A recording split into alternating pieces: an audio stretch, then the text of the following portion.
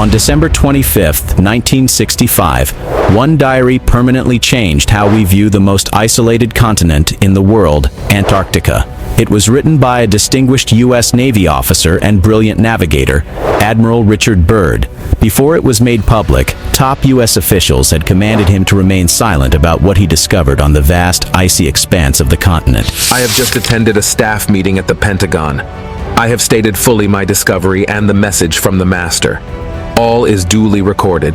The president has been advised. I am now detained for several hours, 6 hours, 39 minutes to be exact. I am interviewed intently by top security forces and a medical team. It was an ordeal. I am placed under strict control via the national security provisions of the United States of America. I am ordered to remain silent in regard to all that I have learned on the behalf of humanity. Incredible. I am reminded that I am a military man and I must obey orders. But why? Is the information he possessed of immense importance that it necessitated a gag order from the highest ranks of the U.S. military? We frequently assess the credibility of information based on our perceptions of the person sharing it. In Admiral Byrd's case, his reputation speaks for itself, making it hard to dismiss him as merely seeking attention. Even without the diary, his accomplishments were already remarkable. He was a highly accomplished and respected figure, making it hard to dismiss his writings as mere fantasies of a delusional mind. In 1926, he achieved the remarkable feat of being the first person to fly over the North Pole, though some skeptics later questioned this. Just a year later, he solidified his place in aviation history by completing one of the earliest transatlantic flights, just weeks after Charles Lindbergh's iconic journey. His adventurous spirit reached new heights in 1929, when he became the first pilot to fly to and from the South Pole. Byrd was undeniably adventurous and daring, eager to make his mark on history. This was characteristic of the era. Many of the machines we now take for granted, like airplanes and automobiles, were still new inventions at the time, and people were constantly striving to set new records. In the 1920s, there were still vast, unexplored regions of the world. It was trailblazers like Admiral Byrd who paved the way for today's scientists and adventurers. Byrd's insatiable curiosity led him back to Antarctica, time and again. Yet, one of Byrd's Antarctic expeditions, Operation Highjump, stirred significant intrigue and speculation, especially with the government's involvement. Conducted from 1946 to 1947, Operation Highjump was officially intended to establish research stations and assert American dominance in the seemingly desolate expanse of Antarctica. However, the mission's true purpose raised many eyebrows. During World War II, the U.S. military discovered that its ships and aircraft were ill-prepared for cold weather operations. Ships in the Arctic Sea often froze, and planes flying from Greenland and Iceland frequently crashed due to severe weather. To tackle these challenges, the U.S. started modifying its military equipment for Arctic conditions and testing the feasibility of long-distance operations in such harsh environments. This is where Operation Highjump came into play.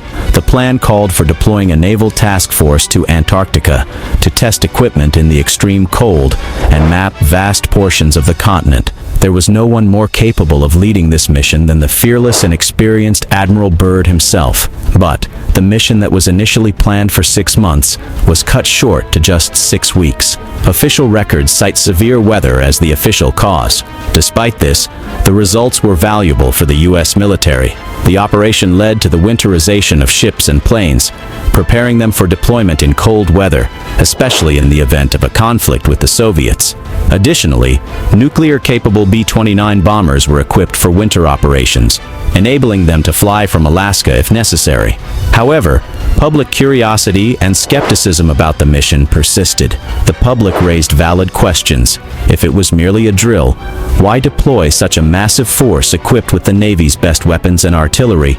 Specifically, the operation involved 14 ships, 33 aircraft, around 4,700 heavily armed men, 2 destroyers, tankers, heavily armed seaplanes, and an attack submarine. The sheer scale of the military presence led some to speculate that the true purpose of the expedition was to confront Nazis allegedly hiding in Antarctica. As previously mentioned, officials cited severe weather as the main reason for cutting the mission short.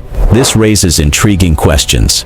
If the mission was designed to endure harsh conditions, why retreat when the weather was actually ideal? Did something extraordinary occur in Antarctica that forced the massive Navy contingent to retreat? This naturally sparked numerous speculations. Some witnesses claimed that the Navy encountered disc-shaped crafts, leading to an extraordinary confrontation that forced them to retreat from the icy waters. For years, the truth remained a mystery until one crucial piece of evidence came to light: Admiral Byrd's diary.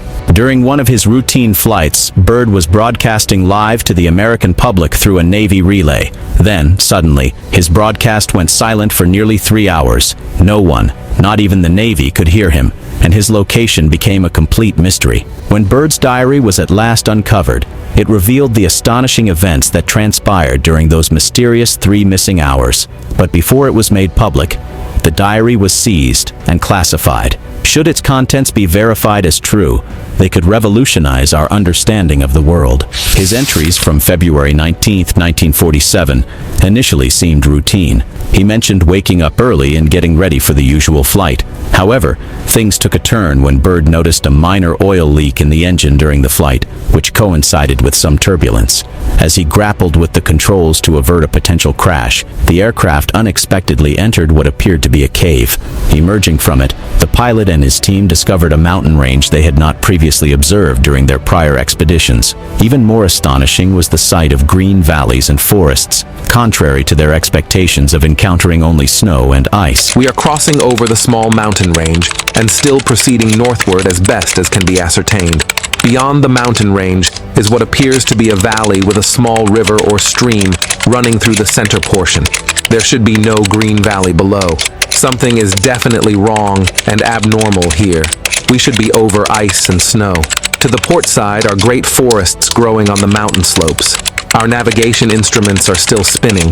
The gyroscope is oscillating back and forth. He also noted the absence of the sun, although an unusual light bathed their surroundings.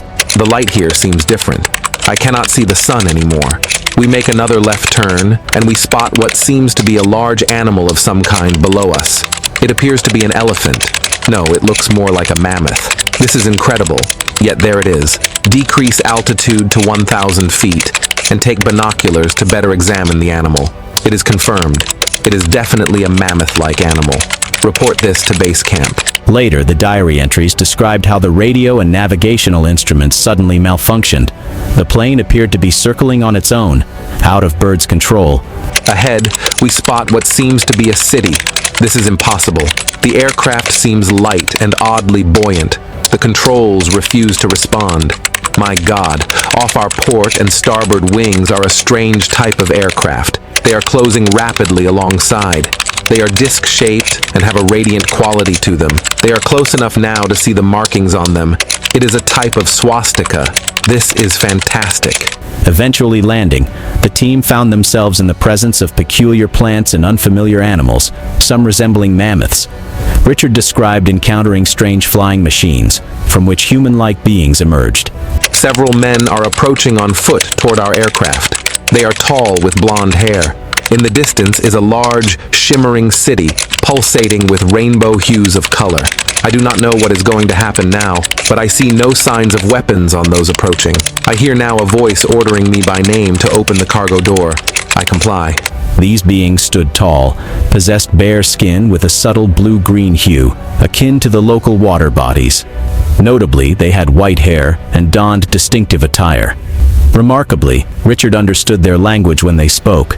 When he inquired about his location, the mysterious being revealed that he was now underground, in the inner-world civilization known as Agartha.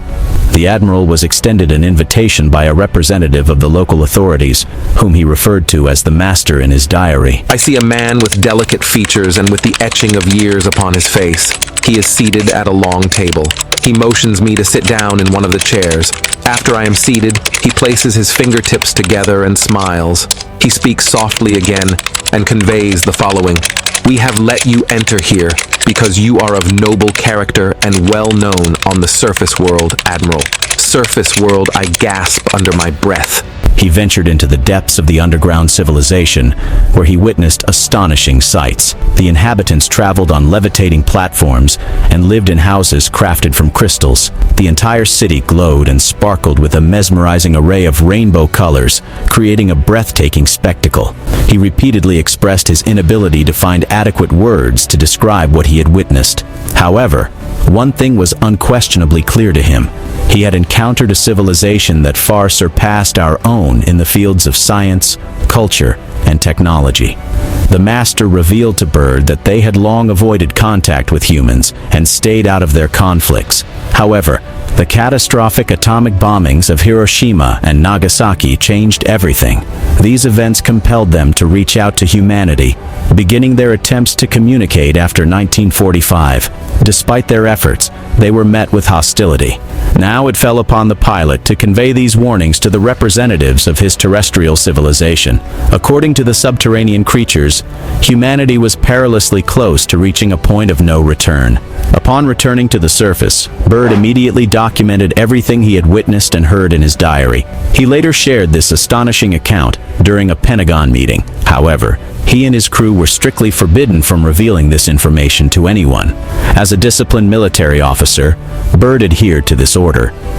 From that moment on, he was tormented by the weight of a secret he was unable to share with the world. It seems destiny had a hand in revealing Byrd's secrets, as his diary eventually became accessible to the public. Many of us might dismiss his account as purely fantastical and irrational. After all, Byrd was a controversial figure. Some people claim he fabricated tales of a hidden civilization to attract investors, and even faked his expeditions to the North Pole. Why else, they argue, didn't he take a single photograph? Private donations and corporate sponsorships were vital in funding Byrd's Antarctic expeditions. He also secured financial and promotional support through media and publishing deals with major entities like Columbia Broadcasting, Paramount Pictures, and the New York Times.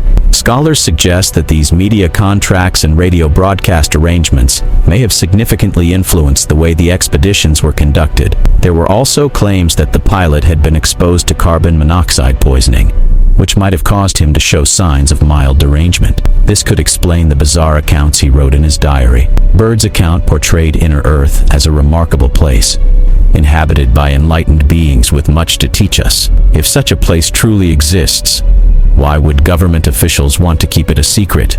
Is there more to this story than we know? Perhaps Byrd made up this story to gain fame, but considering his real-life accomplishments, that seems unlikely. Alternatively, maybe the diary was entirely fabricated by someone else for their own reasons. This would clear Byrd's name, but leaves us wondering who the real author of the diary might be. But who knows?